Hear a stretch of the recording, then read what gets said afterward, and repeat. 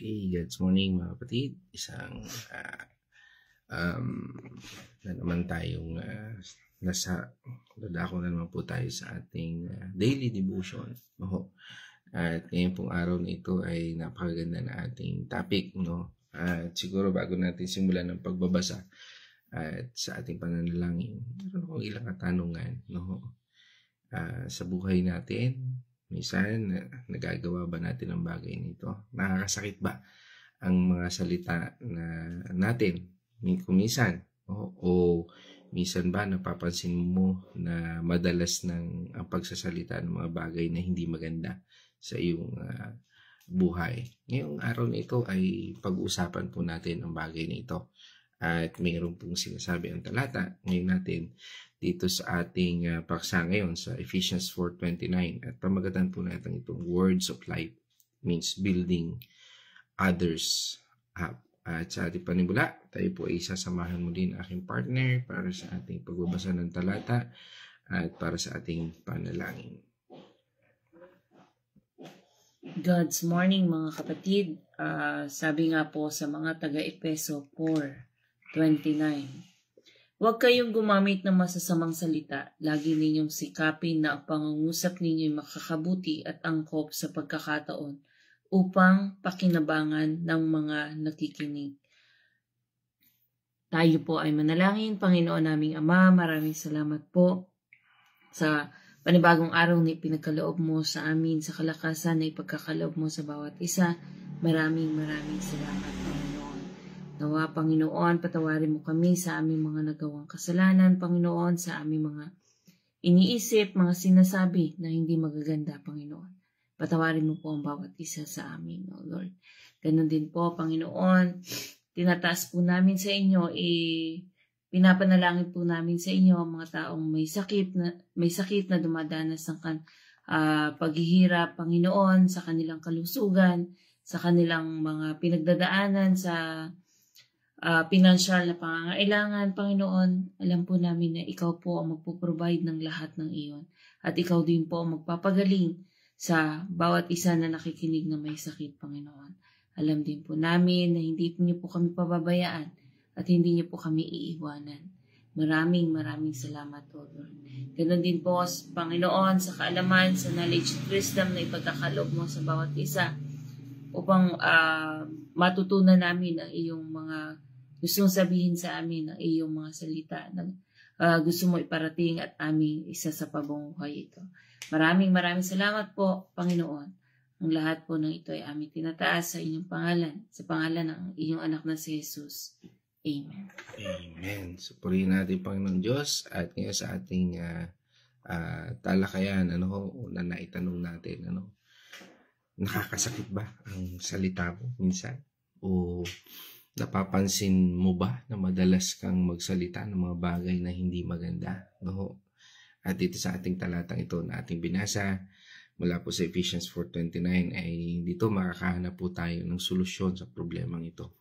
At sabi nga po ang ating sa ating pag-aaralan nito kung paano natin mapapagtagumpayan ang hamon ng pagsasalita sa salitang nagpapalakas at nagbibigay ng buhay. Napakahalaga po ng salita. Nga po ba ang sabi nga dahil ang ating salita o ang ating mga bibig ay instrumento ng Diyos. Sabihin ang lahat ng bagay na ito na ating pagsasalita ay sabi nga ay maaaring gamitin ng Panginoon Diyos. At maaring ikaw, ang iyong tinig, ang iyong bibig ay maaring gamitin ng ating Panginoon Diyos. At ang sabi nga, tayong mga naniniwala at tagasunod ng ating Panginoong Jesucristo, ang ating mga salita ay may kapangyarihan. Lagi natin napapakinggan yan. Ang salita ay makapangyarihan. At ito isang instrumento na maaring gamitin para sa ikabubuti o maaring ikasama. Ang sabi nga sa atin ng Proverbs 18:21, ang buhay at kamatayan ay sa dila nakasalalay. Makikinabang ng bunga nito, ang dito ay nagmamahal. Amen. Sabi nga, napakahalaga na ang ating salita ay nakaayon doon sa salita ng ating Panginoon Diyos o nakaayon sa aral ng salita ng ating Panginoon Diyos. Ang ating mga salita ay may kakayahang magbigay ng buhay o pumatay. Parang isang binhi ang mga salita natin, no? Maaari natin maaari itong tumubo at magbunga ng mabuti o maaring masama, no? Depende sa uri ng binhi o salita na itatanim natin. Kung puro positibo at nakapagpapatibay ang mga sinasabi natin, positibo rin ang pagiging bunga nito sa ating buhay at sa buhay ng iba, no? Sabi nga, ito yung magre-reflect hindi lang sa buhay natin kundi sa ibang tao, sa mga nakakahalubilo natin, nakakasama natin. Pero kung puro negatibo at nakasasakit, ito rin ang aanihin natin, no? Sabi nga ay napakahalaga po niyan. At ang ating talata ngayon mula dito sa Ephesians 4:29 ay nagpapaalala na dapat nating gamitin ang ating mga bibig upang purihin ang Diyos at itaguyod ang kanyang kaharian sa pamamagitan ng pagsasalita ng katotohanan, pag-ibig at kabutihan. At gamitin natin ang ating mga salita para sa ikabubuti ng iba. Ang ating mga salita ay dapat maging instrumento ng pagpapatibay at pag-asa, hindi pagsira at pagbagsak ng ibang tao. Ang ating mga salita ay dapat magbigay ng positibong epekto sa buhay ng ating kapwa. Sabi nga, ang ating salita ay refleksyon ng ating puso. Sabi po ng ating Panginoong Jesucristo sa Matthew 12 verse 34 hanggang 37.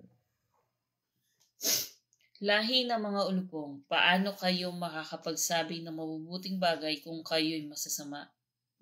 Kung ano ang nag-uumapaw sa puso ay siyang sinasabi ng bibig. 35. Mabuti ang sinasabi ng mabuting tao, sapagkat puno ng kabutihan ang kanyang puso. Masama ang sinasabi ng masasamang tao, sapagkat puno ng kasamaan ang kanyang puso. Tandaan ninyo, sa araw ng paghuhukom, pananagutan ng tao, ang bawat walang kabuluhang salitang sinasabi niya. 37. Pawawalang sala ka o paparusahan batay sa iyong mga salita. Sabi, doon pala yun, paparusahan ka batay sa iyong salita. Mga sinabi, kung puro sira, paninira ang iyong sinasabi sa iyong kapwa, nakalungkot. Sabi nga, ang nagpaparumi sa tao, sabi nga, ay ang mga bagay na ipinapasok niya sa kanyang isipan na siya naman lumalabas sa kanyang puso at sa kanyang dila. Napakahalaga ho, mga kapatid. Sabi nga kung sino rin ating mga nakakasama, kasi nga, tell me who your friends are, I will tell you who you are. Kung ang mga nakakasama mo ay puro nagmumura ka na rin. Madadala ka rin. Kahit kayo mga bata, hindi makikita natin bakit nagmumura ang mga bata. Sabi nga, hindi ko naman tinuruan, pero sa paligid mo, ang dami nagmumura. Huwag ka na magtaka.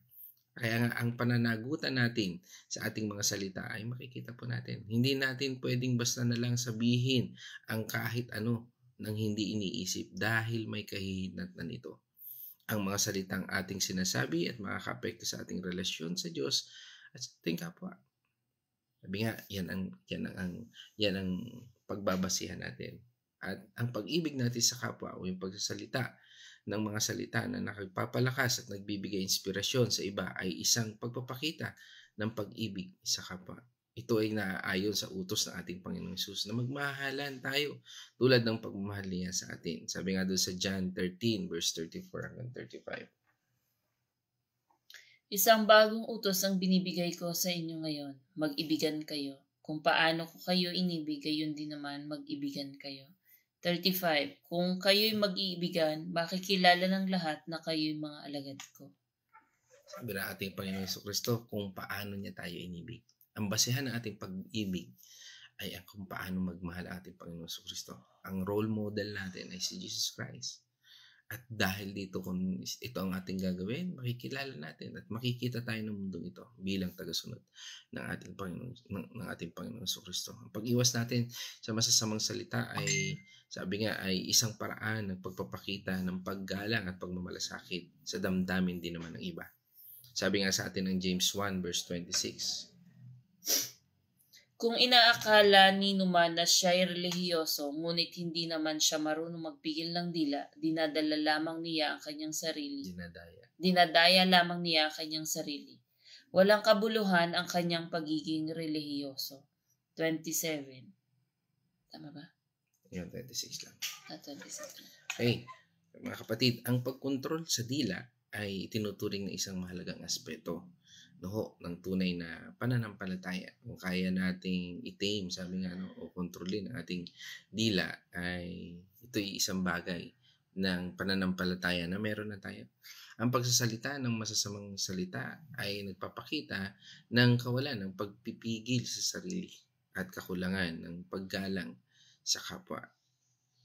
Lagi po natin tandaan, ang pagsasalita ng mabuting salita ay isang bahagi ng pagiging banal bilang mananampalataya. Hinihimok tayo ng Biblia na maging banal sapagkat banal ang ating Panginoon Diyos. Sabi nga sa atin ng 1 Peter 1:16,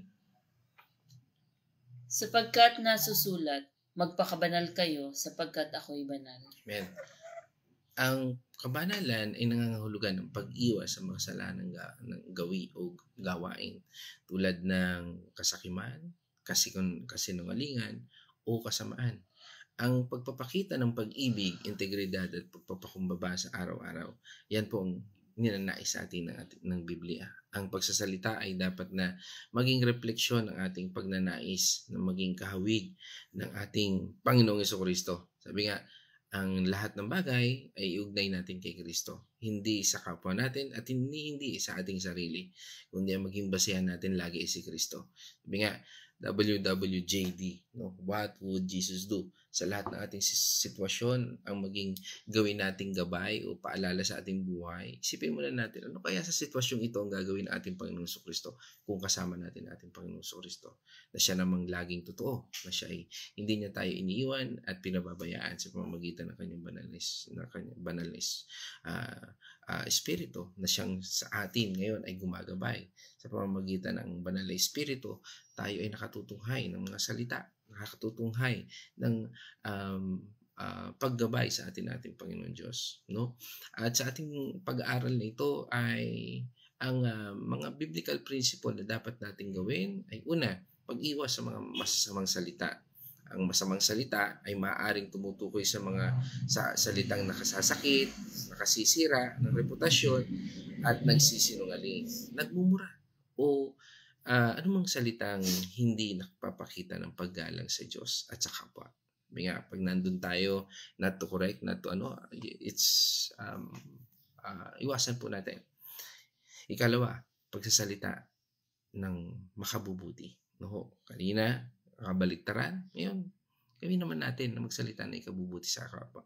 Hindi naman puro sabihin natin, kasi nung alingan na, ay, napakaganda mo kahit sabihin natin hindi maganda. Hindi rin naman, I'm not saying na sabihin natin na pangit dahil wala namang pangit na anak ang Diyos. I'm saying is, baka nakita natin na isang bagay na maaari ikasira niya. For example, meron siyang dumi sa mukha, tapos sabihin natin, ang ganda-ganda mo kahit na madumi yung pala. Hindi naman po lahat yan. Sabihin natin, magsabi tayo what is true. Ano po yung katotohanan. Dahil ang pagsasalita ng makabubuti ay nangangahulugan ng pagsasalita ng mga salitang nagbibigay ng pag-asa, inspirasyon, at encouragement sa iba. Ito po yung paggamit ng ating mga salita upang magtayo at hindi upang magwasak. Sabi nga, ang pagwasak ay hindi sa gawain natin, kundi sa gawain niya ng dyablo. Kaya nga yung mga tao na nasa paligid natin na walang ginawa kundi magchismisan, ay yan ay galing sa dyablo. Kaya sabi nga, iwasan natin. Ibig sabihin, kung tayo magsasalita, ay mas maganda po ay ibahagi natin ang kabutihan ng Diyos.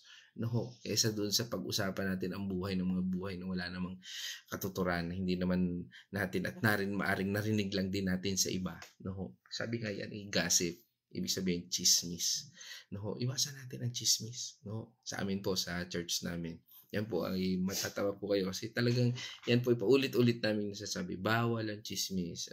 Kahit sino pong tanongin niyo sa Purpose Filled Life Ministry. Bakit to? Kasi yan po ay nagiging mitya ng pagkakabahabahagi.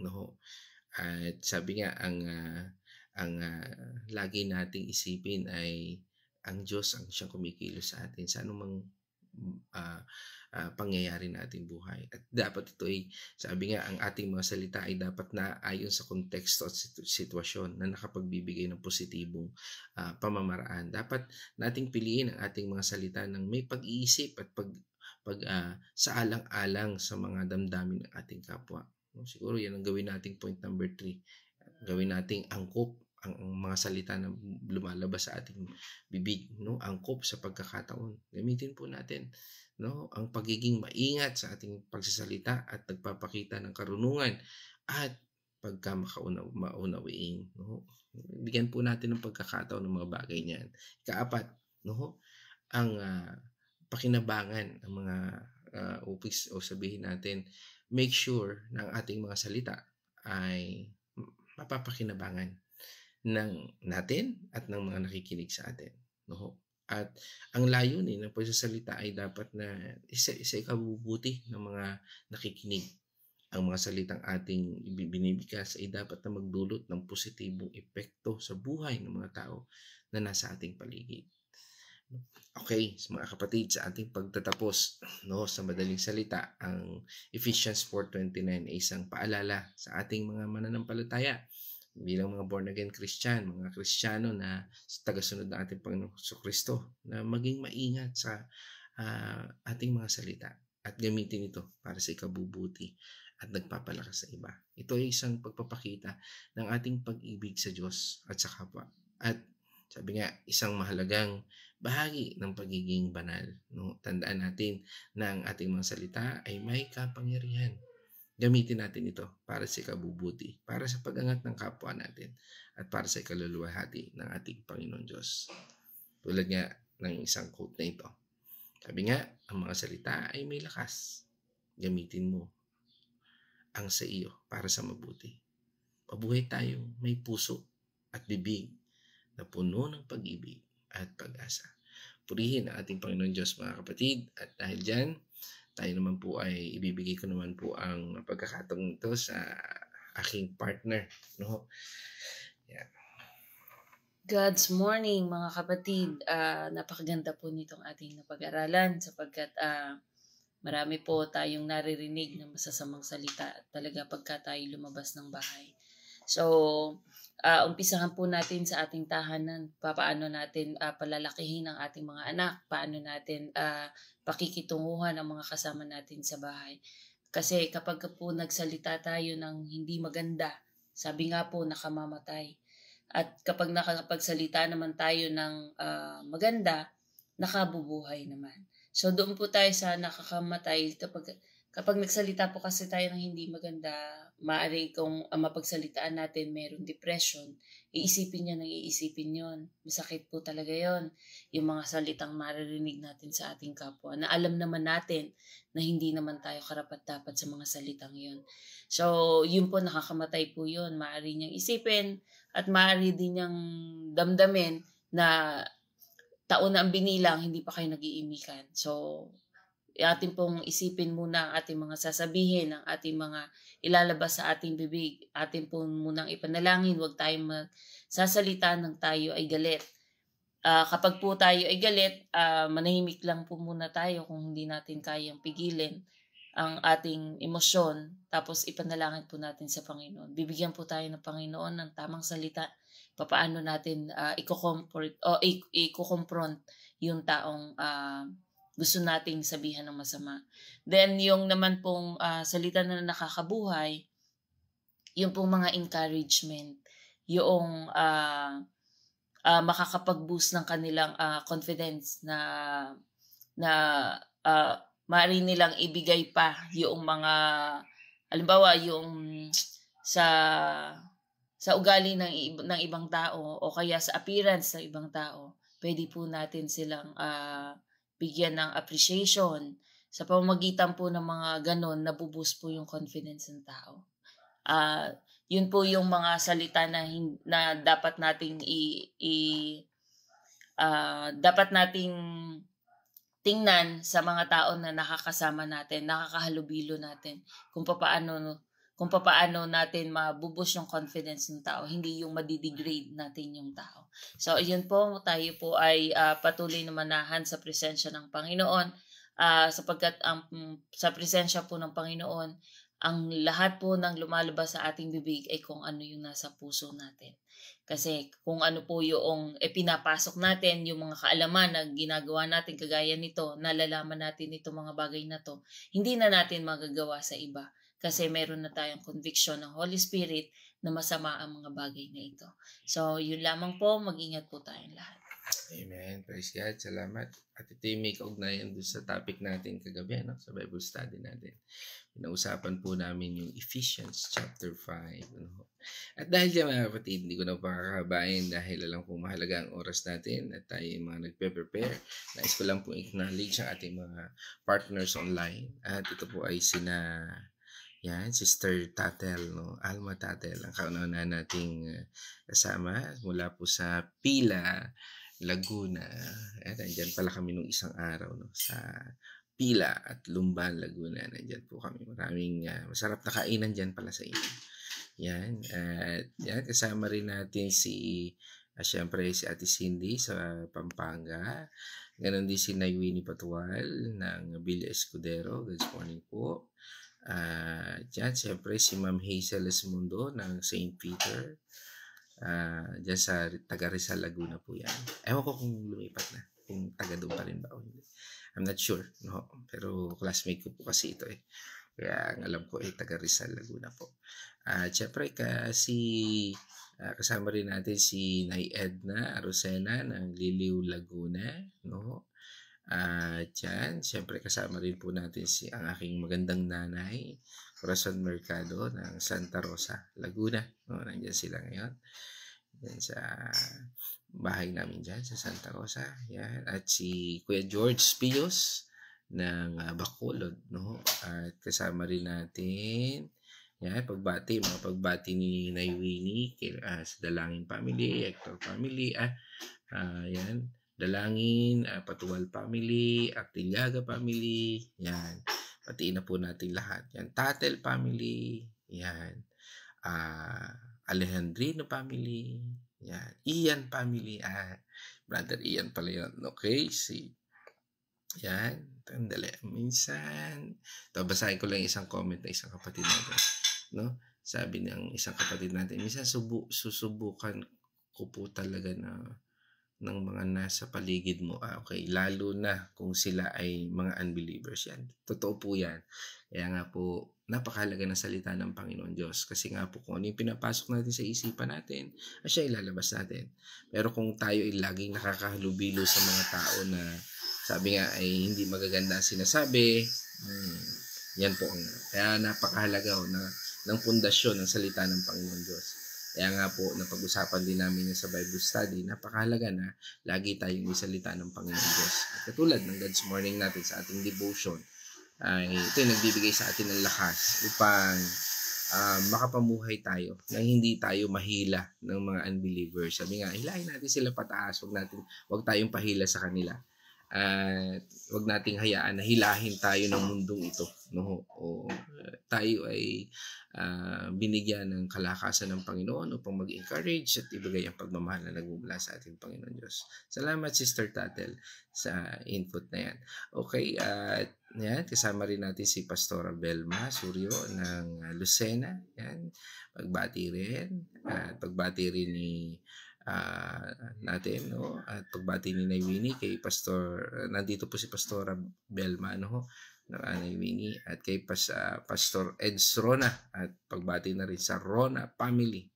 Yan, kasama rin natin siyempre si Pastora Fe Artillaga ng San Pablo City. Pagbati na rin natin sa buong family ng Artillaga Andal.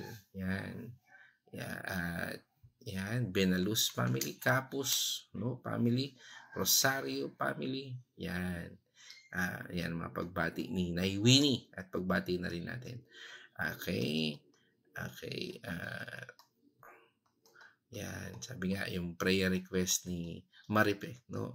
Pasako po tayo sa Panginoon kung anong kalooban ng Panginoon. Yan. Okay, God's morning sa ating lahat. Yan. Kay Hunyo family, yan. Miss na natin si Tatay Jimmy Hunyo. So, tapos na ang eleksyon, maaaring baka makasama na ulit natin siya. Yan. Okay, kasama rin natin si Sister Nella.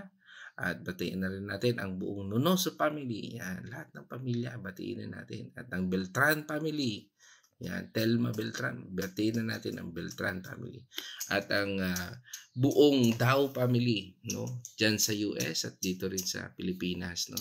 Dahil kasama natin si Abigail Dao. Yan, si Nurse Abby, no?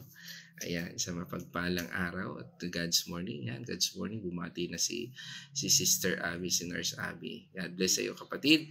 At dahil dyan, mga kapatid, tayo po ay manalangin. Let's all pray. Ama naming Diyos na makapangyarihan. Salamat, Panginoon, sa pagbubukas muli ng kaisipan at aral nito itinataguyod sa aming buhay. Tunay, Panginoon, ang iyong salita ay nagbibigay, Panginoon, ng lakas. At sa aming buhay, ninanais mo, Panginoon, sa aming pag-aaral na ito, na i-reflect namin ang salitang ito na nagmumula sa iyo sa mundong ito. Salamat, Panginoon, sa iyong patuloy na paggabay at patuloy na paalala sa paggamit namin ng aming salita. Ikaw ay maluwalhati namin. Tunay, Panginoon, ang salita ay makapangyarihan. Ipinagkaloob mo sa amin. At ang iyong salitang ito, Panginoon, ay siyang nagbibigay buhay. At dalangin po namin, Panginoon, na sa aral na ito, patuloy po namin magampanan ang buhay namin ng may pananampalataya at pagsunod sa iyong kalooban. Again, O God, we thank you at patuloy na dalangin namin ang patuloy mong pag-iingat, pagpapagaling sa mga may kasalanan, ay may mga karamdaman, O Lord, at ganoon din, Panginoon, sa mga kasalanan, Panginoon, na nagagawa. Isang pagpapatunay, Panginoon, na ikaw ang Diyos na siya nagpapatawad ng lahat ng ito. Ganun din, Panginoon, sa aming mga kapatid na, Panginoon, na nagnanais, Panginoon, ng biyaya, Panginoon. We truly believe, Lord, na ikaw nagbibigay ng pagpapala at biyaya sa lahat at yung layunin, Panginoon, ang masunod. We thank you and we praise you. In this our prayer in the name of our Lord Jesus Christ. Amen. Mga kapatid, let us shout the shout of victory. Christ has died. Christ has died. Christ is risen. Christ is risen. Christ will come Christ will come again. And together And together we are for Christ. Again, God's morning, everyone.